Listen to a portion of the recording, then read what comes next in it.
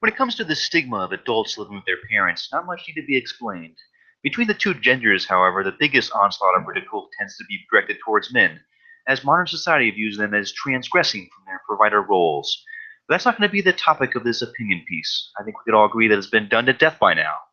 Rather, I'll be focused on the individuals who, as the media often says, failed to launch.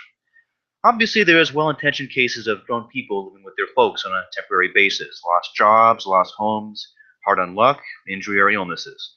But once again, that's not where I'm getting at here. I'm referring to individuals who never moved out or forged their own existence after finishing school. Without careful observation, it would seem like these people are just lazy and aimless slackers. But when you scrape a little further under the surface, it still comes back to the upbringing of the person. What happened exactly? Is this individual a captive? Not the kidnappee in the torture chamber sense, but psychological? That would seem hard to believe for most people because caring for a grown dependent, for whatever reason, is neither easy or cheap. I mean, why would someone want to do that, especially in a time like now? I mean, you can't deny that there are families out there who want to ensure the best for their children before they step out into the real world, but that's not always the reason for keeping them at arm's reach. You also have parents, specifically mothers, with undiagnosed personality disorders who need a shoulder and emotional pincushion 24/7.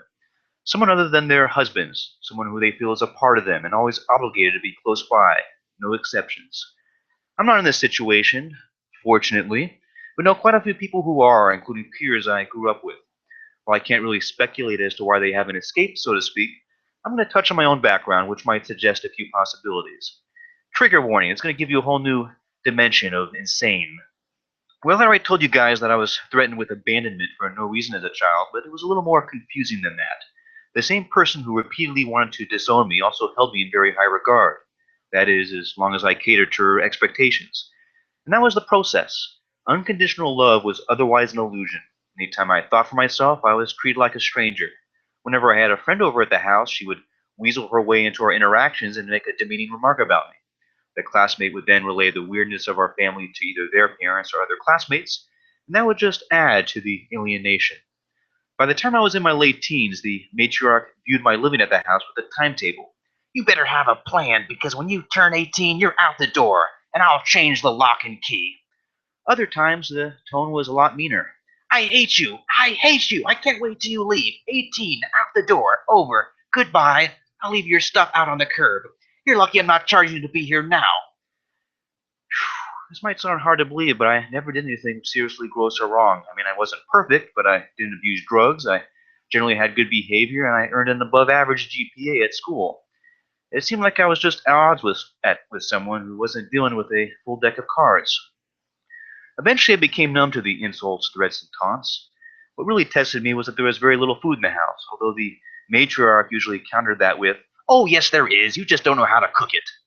When I asked what I could have, I would get an answer back like, "If it's on that side of the refrigerator, it's not yours." But everything else was either a condiment or half spoiled.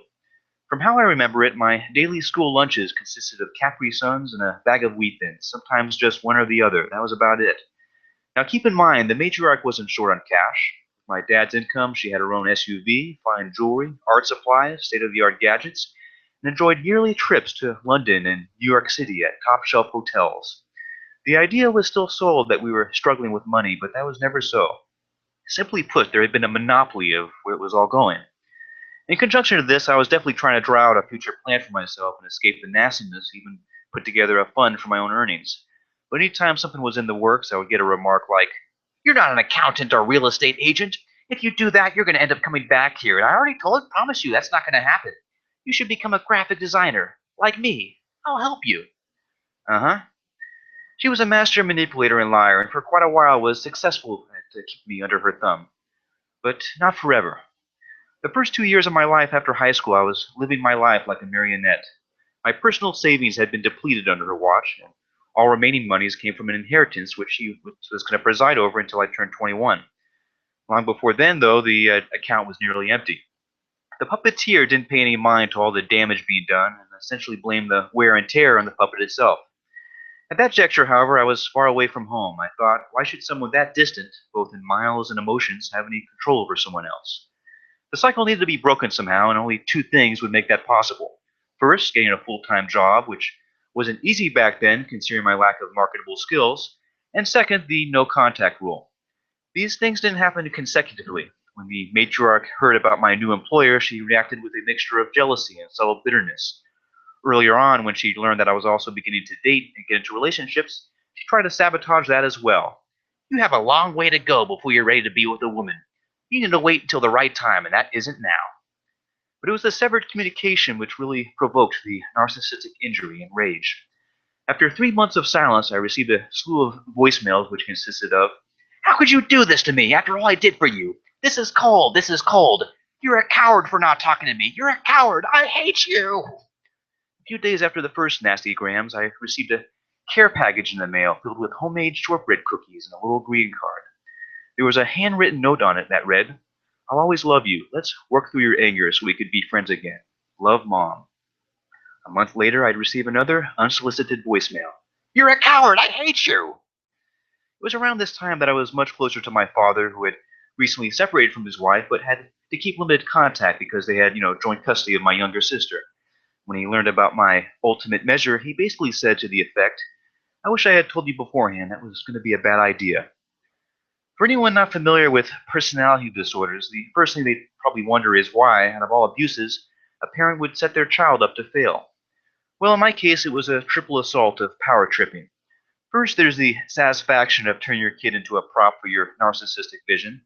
Next, insulting and blaming the kid when he struggles to fulfill that vision. And third, bailing the kid out, berating him for being such a burden and failure, and then claiming to be the heroine and victim of the child's quote unquote recklessness. Basically, the verbal equivalent of beating someone half dead, then giving them a cast and IV just so you could do the same thing all over again. Well, when I received a paycheck and told her off, she no longer had the leverage to paint me in such a light. With assistance from her flying monkeys, the new gaslighting technique was to make me out as this hateful, unforgiving, reclusive man. Fortunately, I haven't heard from anyone in a while now, which I count as a gift. However, I doubt that's going to last very long. Any caring, loving, and most of all sane parent would never subject their child to such cruel, sick games like the ones I was forced into. They would see that their children are self-sufficient, confident, and prepared to take on the world's daily challenges. Doing this ensures that your kid doesn't boomerang back to the nest. I mean, why would anyone want their mature children living with them or even risk it? Only someone who can't see very far ahead, lacks empathy, and is severely self-centered. The holy trinity of the cluster B mind. It's my opinion that the majority of adults who have lived at home their entire lives do it not by choice, but because their mothers couldn't let go of them. While these people might not be kept down by bondage or physical force, they've been conditioned to fear the outside world and the wrath of their mothers should they choose a path on their own will. For that reason, these people have it much worse than what I went through. Much, much worse. The environment of manipulation and control makes escape difficult because of the stigma I mentioned at the beginning. No one believes you or takes you seriously, not other family members, not friends, not even third-party observers. The popular belief, especially for the adult male, is that he's the one with the mental illness, and that usually means some form of autism or another disorder which impairs social function. The mystery is whether the behavioral health field is aware of this, since fudging the facts provides great opportunity to capitalize. Depict the man as this basement-dwelling, Asperger's-inflicted neckbeard, and his poor old ma is just trying to do the best she can for him. The problem with validating such a lie is that you're overlooking a ticking time bomb. These situations, as absurd as they may sound, are no laughing matter. What's worse, when you do a role reversal of such an arrangement, you notice quite a few discrepancies. The adult female living at home as supply for her narcissistic mother is the only true victim of such abuse.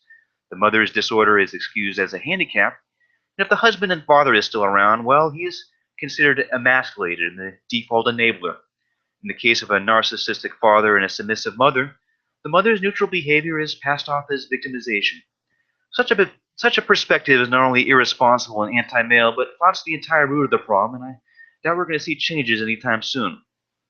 For anyone who was once in my situation, someone who fled a parent who was both controlling and neglectful, the question you probably asked yourself at one time is, why did it happen to me? Or maybe, could I have had it much worse? The standard reply you probably heard back was, well, that was the hand that dealt the cards, which is neither comforting nor conclusive.